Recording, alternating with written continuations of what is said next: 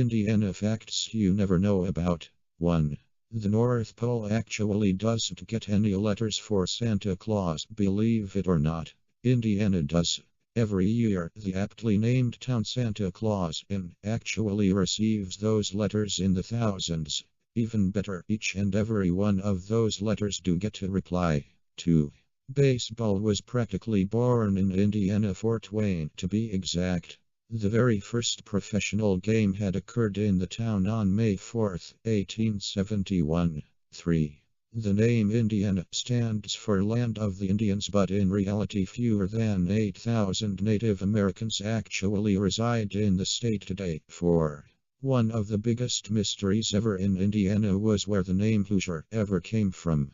This explanation came close when a Quaker from Richmond, Virginia, by the name of Sarah Harvey had written in an 1835 letter about the old settlers in Indiana called Hoosiers. She explained that a Hoosier was actually a type of cabin called a Hoosier nest, and that's what those settlers lived in.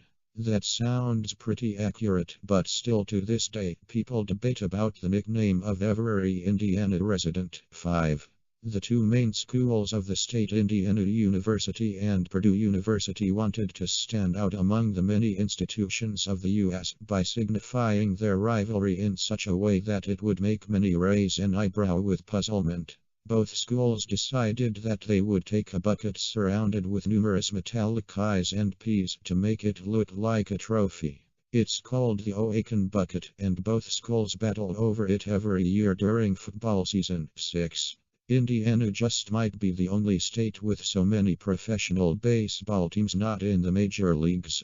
There are 5 of them. The Evansville Otters, the Fort Wayne Tin Caps, the Gary South Shore Railcats, the Indianapolis Indians, and the South Bend Silverhawks. Not one team in Indiana has ever been a club in the major leagues. Not one. 7. This cemetery in Angola, Indiana, actually may look quite pleasant to many, but that doesn't mean the entire town can be considered peaceful to some. The city's known for its hauntings and urban legends, such as a particular ghost with a long red beard atop a roof of an old theater crying out, "Marie, please come back to me, please," over and over again. Many moviegoers to this theater think that this man with the red beard repeatedly cries in the back, and when they turn, no one's there. 8.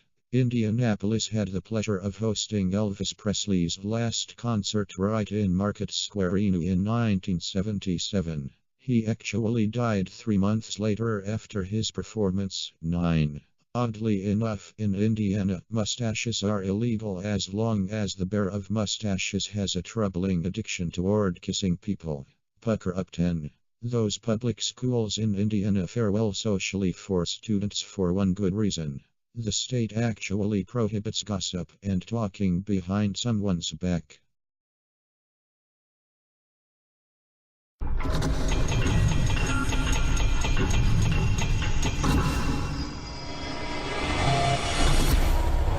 Subscribe now.